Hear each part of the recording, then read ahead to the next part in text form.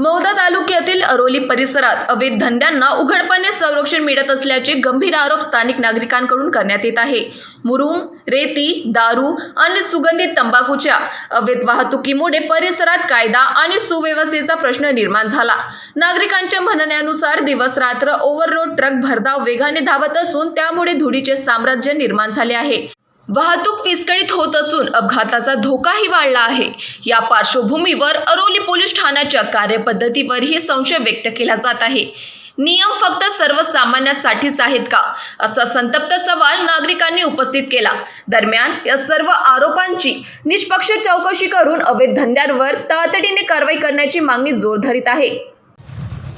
मी कंठीराम मोतीराम नाटकर, माजी सरपंच, येथे अरोली ते आसोली रोडचा काम चालू असताना येथे माझ्या घराच्या पुढे नाली बनवलेली आहे।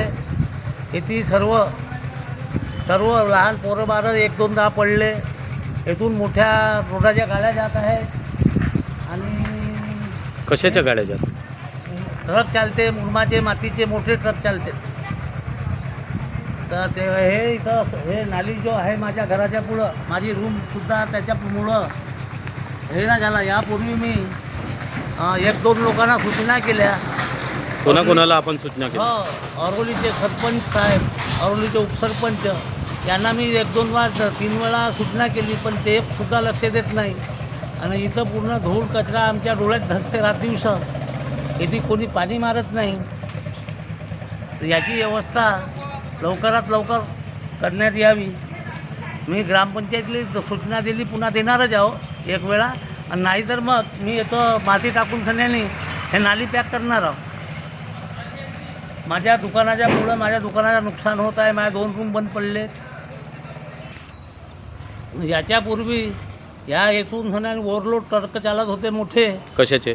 हे मुरमाचे मातीचे ओव्हरलोड या गड्डे पडले। आमच्या नागरिकांनी ते ट्रकसुद्धा अडवले या रोडवर, तरी त्यांनी काही केला नाही। आणि आपल्या मुजोऱ्या करून खण्याने इथून ट्रक वाहणं चालू आहे। इथे कोणी पाणी मारत नाही। रोडवर गागरा पूर्ण रस्ते। बोला आपलं नाव। नमस्कार, मी Mayur Vasantrao Natkar, Aroli, ward number 3, Asoli Birdepa road. आज आपण पत्रकारांना या ठिकाणी बोलवण्याचं कारण काय?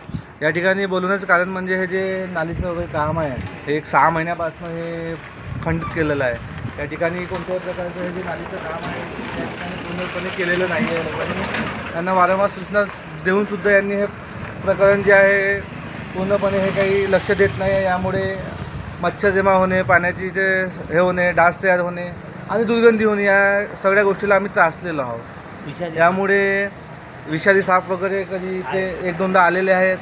आणि भरपूरदा पाहत होतो इथे डेंग्यूचे मच्छरसुद्धा एक आढळलेले आहेत। आम्ही घरी लहान मुलं वगैरे असल्यामुळे ते काळजी घेणं खूप आवश्यक आहे। आम्ही खूप कंप्लेंट करूनसुद्धा यांनी आम्हाला काही हे दिलं नाही। बरं, नेमकं आपल्याला इथून काय त्रास होऊन राहिला?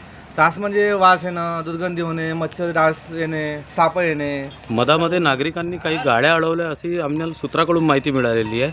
गाड्या म्हणजे कशाच्या होत्या आणि का बरं थांबवण्यात गाड्या आल्या? अडवले कारण म्हणजे मधामध्ये रस्त्याचे जिथे याने गड्डे करून ठेवलेले आहेत, ते खूप गड्डे पडले होते आणि ते दुरुस्ती केलेले नाही। त्यामुळे आम्ही त्या सर्व लोकांनी ते गाड्या वगैरे थांबवल्या होत्या।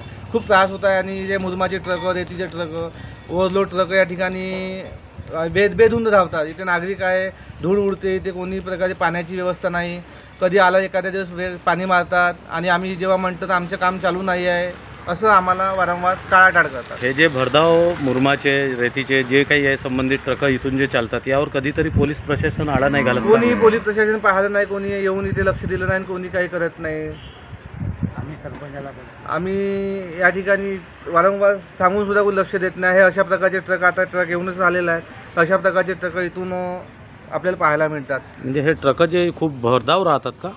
भरधाव जातात, कधी असलं तर ते स्लो करून टाकतात आणि धूळ पण खूप उडते। या धुळाचा खूप त्रास आहे आम्हाला। दिवसभर दुकानामध्ये बसावं लागते, घरच्या खाण्यापिण्यावर, जेवणावर, प्रत्येक गोष्टीवर, सोप्यावर, दिवाणवर, प्रत्येक आल्यामध्ये 2-2, 3-3 दिवसांनी जर साफ केलं तर आपण ते पुन्हा डस्ट आहे घरामध्ये पण।